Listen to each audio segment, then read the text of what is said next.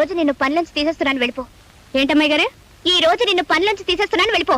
అయ్య బాబు నేనేం తప్పు చేశాను అమ్మాయి గారు? మీ పాదాలు అట్టుకుంటాను, నా కడుపు కొట్టకండి. నీ కడుపు కొట్టడం కాదు, నువ్వు అందంగా ఉన్నావు, అందుకే పనిలోంచి తీసేస్తున్నాను, వెళ్ళిపో. ఏంటండి, అందంగా ఉన్నానని పనిలోని తీసేస్తారండి? భలే బాగుందండి.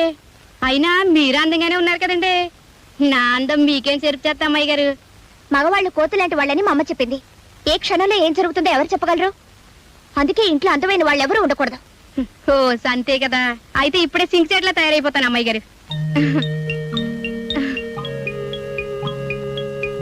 చాలా అమ్మాయి గారు, చాలదు.